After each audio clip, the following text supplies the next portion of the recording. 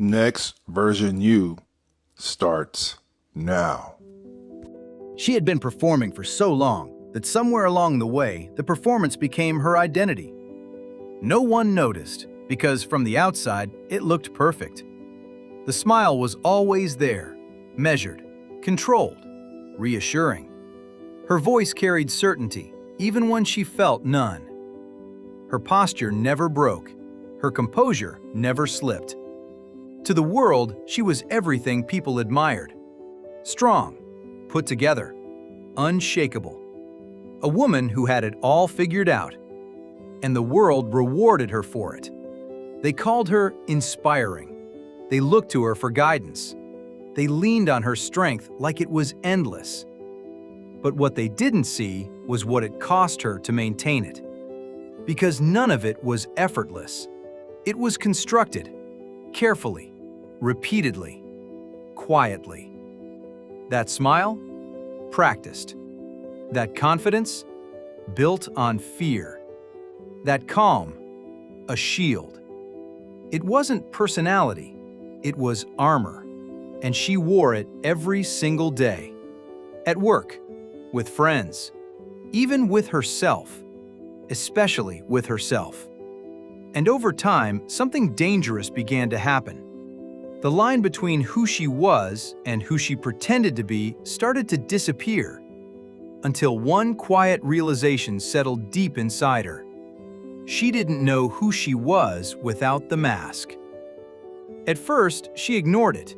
She stayed busy, stayed productive, stayed on. Because slowing down meant facing something she wasn't ready to see. So she kept going, day after day. A quiet loop formed. She would shine publicly, then break privately. Pull herself together, then fall apart again when no one was watching. Repeat, again and again and again. No one questioned it because she never gave them a reason to. She had become too good at hiding. But here's the truth. You can only outrun yourself for so long, and eventually the weight catches up. It was a normal night. Nothing dramatic, nothing out of the ordinary. Just another long day of being who everyone expected her to be. She got into her car, closed the door, and for the first time all day, there was silence. No expectations, no eyes, no performance, just her. And that's when it hit. Not all at once, but slowly, like something rising to the surface. Her hands rested on the steering wheel. Then they started to tremble. Her chest tightened. Her breath became shallow. And the thoughts she had been avoiding for years finally found their voice. I can't keep doing this. It wasn't loud. It wasn't dramatic. It didn't echo. It barely made a sound. But it was real. And for the first time in a long time, she didn't push it away. She didn't correct it. Didn't reframe it. Didn't tell herself to be stronger. She just sat there and felt it. The exhaustion, the pressure, the emptiness behind the image. And something unexpected happened in that moment. She didn't break. She softened. That's when it shifted. Because this wasn't a breakdown. It was honesty. Raw, unfiltered, uncomfortable honesty. The kind she had spent years avoiding. And once it surfaced, it couldn't be unseen. The next morning looked the same. Same routine, same responsibilities, same world waiting for her to show up. But something inside her had changed. Not dramatically, not visibly, but deeply. She didn't quit her job. She didn't disappear. She didn't make a big announcement. She simply made one quiet decision. She would stop pretending.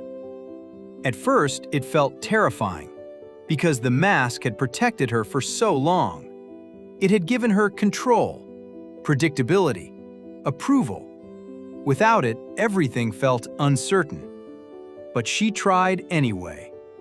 That day, someone asked her a simple question. "How are you?" Normally, the answer would be automatic. "I'm good." "I'm great." "Busy, but good." But this time, she paused. Her instinct told her to perform, to deliver the expected answer. But something deeper pushed back. And quietly, carefully, she told the truth.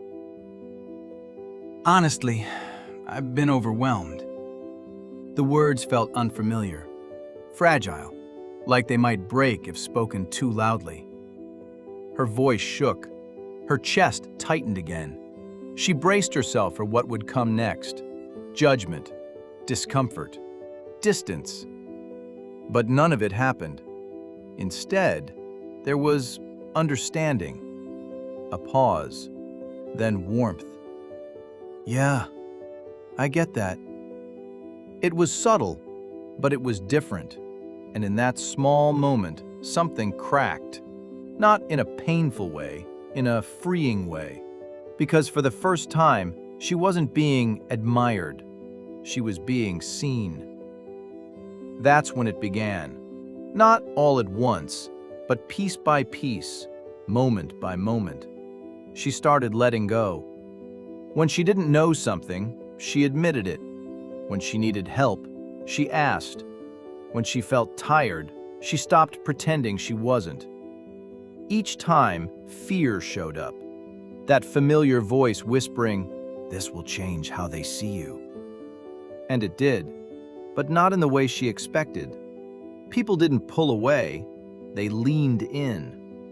Conversations became real, connections became deeper, moments became honest. Her vulnerability became a bridge, and on the other side of that bridge was something she had been missing for years. Relief. Because carrying a mask is exhausting, but living without one is light. Slowly, the version of her that had been hidden began to emerge. Not perfect, not polished, but real. And real felt better. Even when it was messy, even when it was uncertain, even when it was uncomfortable. Because for the first time, she wasn't performing her life, she was living it. Days passed, then weeks, and something continued to shift. She stopped chasing approval, stopped shaping herself to fit expectations, stopped measuring her worth by how others perceived her, and started asking a different question. What feels true? That question changed everything. Because truth doesn't demand perfection, it demands alignment. And alignment feels like peace. One day, she was sitting across from a friend. Nothing special about the moment, just conversation, presence, ease. And her friend paused, looked at her closely, and said something simple. "You're different." She felt it instantly, not as criticism, not as concern, but as recognition. "You're more you."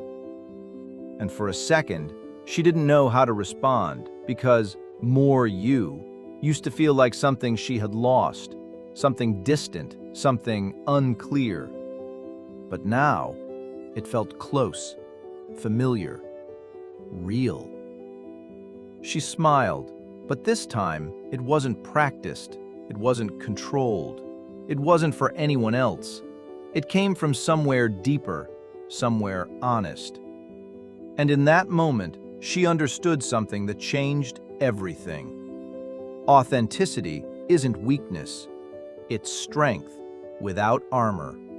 It's showing up without guarantees, without control, without the safety of performance, and trusting that who you are is enough. That you don't have to earn connection, you don't have to manufacture worth, you don't have to become someone else to be accepted. Because the truth is, the mask may protect you, but it also isolates you. And freedom doesn't come from being admired. It comes from being real, from being seen, from being known. And that kind of freedom only begins the moment you stop pretending.